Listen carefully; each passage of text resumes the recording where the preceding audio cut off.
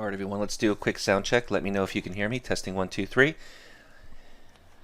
My name is John Paul, and we are going to start here momentarily. Let's take a look here. Edward, James, Jeff, Joanna, Joe, Kay, Nana, Kevin, Peter, Peter B, Prince, Rob, Robbie, Ryan, Sunil, Tom, Walter, Terry, everybody.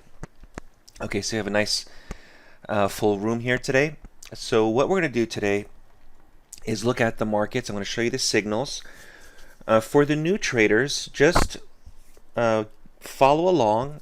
Obviously, I want you to ask your questions. This is a live presentation. It's not a pre-recorded presentation, so that way you have the ability to see everything live and ask questions as we go along. For the more experienced traders, I do want you to also follow along and ask questions. I know you probably are going to be more specific, which is great because I like to work with traders that are more experienced as well. So that way I can address certain questions and concerns and how the markets work, how I look at price action and all that good stuff. So to begin, we have the E-mini, S&P, the crude oil, the NASDAQ. These are all markets that I like to look at. And right now I have here the crude oil, but let me switch that to the E-mini S&P. And we have a 5-minute chart, and the market has officially opened, right? We consider this the day session. What I'm going to do here is make sure that I have a local crosshair, and for the new traders you should be using a local crosshair as well, because you could see on the bottom the time and on the right hand side of the scale the price. So these are things that I think help you as a trader instead of just a pointer. And as the market opens here, you can probably expect more volatility as that bell rings. It's an imaginary bell because this is 24 hours a day, but there is something to the day session open, the pit session as they used to call it, where everyone begins to trade. And I think that it's not the best time to jump into the market as a trader right as the market opens. Maybe 10 minutes later when things calm down a little bit, but after that you can probably expect the market to be a little bit more normal. Okay.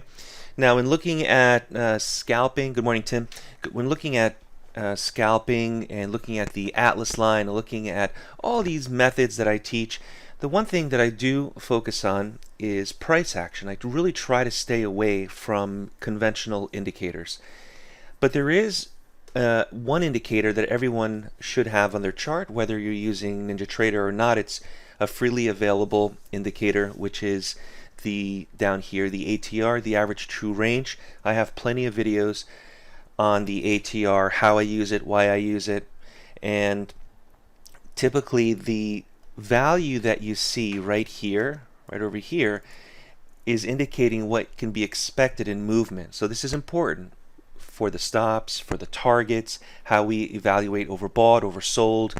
Is the market too volatile to trade? Sometimes it's just not worth trading. It's too crazy. We're going to risk so much to trade. Sometimes the market is too slow as well, and the ATR tells us that. So I'm using a setting of 4 here, setting of 4. And for those of you who are new to NinjaTrader, if you right click on the chart and choose indicators, you're going to see it right over here, the ATR right over there, and just update it to a setting of 4. Okay. Now I also like to save it as a template, so that's something I'm going to do, and that way I save it as default so it always remembers that I want to use a setting of 4. Now I'm also going to add here the Trade Scalper. I'm not sure what the signals are going to look like, so we are going to add here the Trade Scalper 4 is the latest edition of the Trade Scalper family, Trade Scalper 4.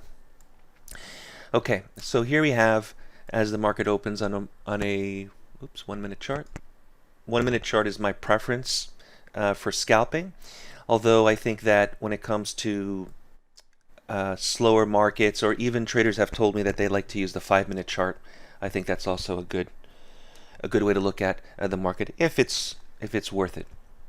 So here we see 1.92, and 1.92 is the idea of the market moving either a 1.75 up or a 1.75 down. And this is important because if I'm about to take a trade either up or down, here's my expectation of what the market could do. And therefore, looking at the targets, looking at how large of a stop I should have, just looking at the whole situation that we're encountering at the moment, right? Because it's always changing. At the moment, this is my expectation. So this to me is always something you should have. Now, something else you should have as well is a bar timer. I don't talk about this too much. I think in mentorship we talk about the things to add to the chart, but I like to look at the bar timer because now I know here is the bar timer right over here. Bar timer. This tells me that the current candle here, 42, 41 seconds, 40 seconds is left until the market begins to show you a new candle. And so we're always looking for the next candle to open or to close to tell us what to do. Is the market going up? Is the market going down? But wait until the candle closes, right? So we're looking at taking these trades only after the candles close, whether it's a 1 minute chart or 5 minute chart or even a range chart, which I like to use. Now, those of you who don't know what a range chart is, a range chart, and it's a little bit volatile right now. I'm going to wait 5 minutes or so until we see the market calm down a little bit because the opening of the market gives you a lot of activity. It's not something I think we should trade. But a range chart, if you look here at data series and you change the type of chart to a range chart here, what this tells me is that every candle that you see, give this just a moment to load up, every candle that you see is the equivalent of 2 ticks or 4 ticks or whatever range you decide to make it. Now, the range chart is a little bit controversial, I have to say, because the range chart is based on distance. It has no linkage to time. There's no time involved with the range chart. So it doesn't matter how long this candle takes to plot 4 ticks up or 4 ticks down. It will only plot a new candle after it makes that distance. So the range chart's a little bit different and it's controversial because if you reload your data and the historical data updates automatically and the distance wasn't made, or the market or the data that you have coming in changes a little bit, you'll see that these candles may be a little bit different, not by much, but just a little bit different. So there's a little controversial when it comes to that because it's not like a minute chart where it's always standard unless there's a bad tick or bad data. But it's kind of the same idea where the market moves, we wait until the candles close, but just be careful with range charts. They are good charts to trade because they are just showing you distance. They're not showing you anything else. Now, as far as the ATR down here, it doesn't matter, right? It's always going to be 4, or it's always going to be, if I change this to 2, range of 2, it's always going to be the same, right? We're always going to look at this being 2 ticks and this 2 ticks and this 2 ticks. So the ATR doesn't matter. It really doesn't matter at that point. Now back to a 1 minute chart here. This does change, right? So the ATR based on the last 4 completed candles, since they're different, this value is going to change. Okay, this value is going to change. If I'm moving a little bit quickly, let me know and I'll slow it down. Does anyone have any questions for me as I continue in what you're seeing here? All right, sounds good. So the market has opened. Like I said, I like to give it a good 10 minutes in order for all that volatility to get out of the way, because when the market opens, there's a lot of buyers and there's a lot of sellers and there's a battle that happens. Now, if you are going to trade live, remember that trading is risky. Please don't trade with funds you can't afford to lose, and talk to your broker.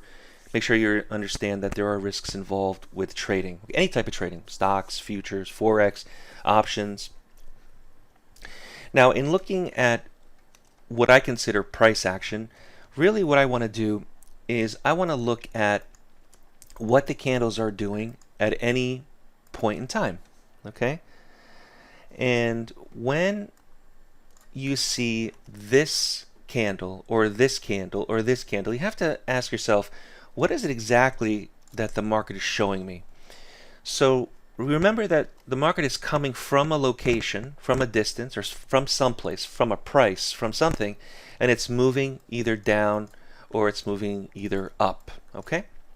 So in thinking about price action, what I like to do is I like to see first that the market is actually going in a direction, or either up or going down, to then figure out, should I be a buyer or should I be a seller? So we have to look at first, where is it coming from? Well, right now the market's coming from this high right over here, and it's on its way down like so. So if you're going to be a buyer, you have to think about, why am I buying the market? And you have to think about buying the market only on methods that are counter trend. And counter trend methods here, counter trend, are based off of, as the market goes down and down and down and down, you want to do the opposite. You want to counter that trend and buy it, right?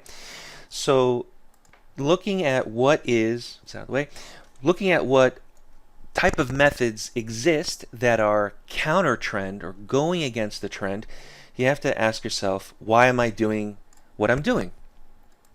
And so we have a couple of methods that are counter trend. The X5 is counter trend, the roadmap is counter trend, the blueprint is counter trend. Counter trend methods are basically going against the overall current move or the trend. Now you have to be careful with counter trends.